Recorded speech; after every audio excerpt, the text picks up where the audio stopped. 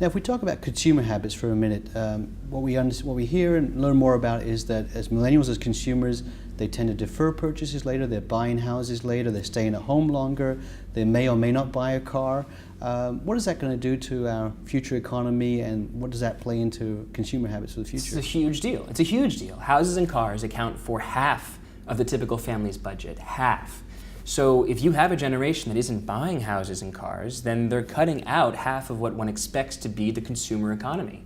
And so you think, where are they spending this money? They're spending a lot of it on technology. They're spending it on smartphones. They're spending it on things like buying slightly nicer clothes and eating out with friends, things that seem to be luxuries, but aren't luxuries because they're saving half of the budget by not buying a car and not buying a house. So I think you're seeing a slow shift of consumer spending among younger people away from these big ticket items, houses and cars, and towards smaller ticket items that we're more used to thinking of as luxuries. Now, millennials are very savvy consumers, as we talked about. So what does that mean to brand and loyalty towards brands, and how does that impact their purchases? As consumers, I think that what's changed is choice. We have this abundance of choice thanks to the internet, thanks to globalization, and so navigating a world of choice is very different from navigating a world of scarcity, like consumers had to navigate in the 1940s, 1950s, and a few decades ago. Brands are extremely good signals in low information environments. I don't know, for example, what toothpaste is best for my enamel. I couldn't possibly do all the studies necessary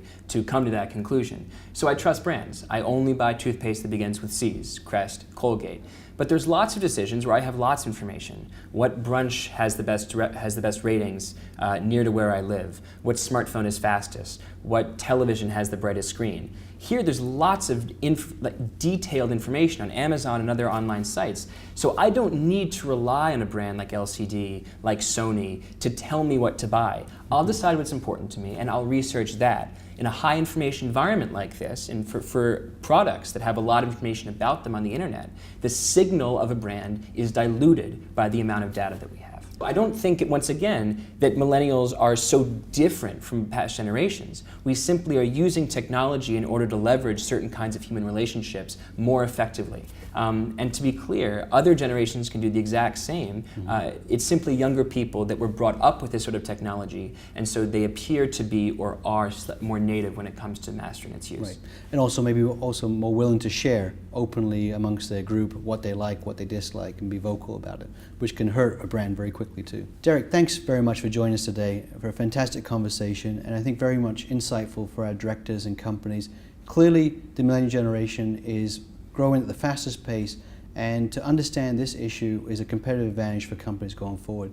For more information about upcoming events, our DirectorConnect website has hot topics and news about upcoming events in the future. Thank you.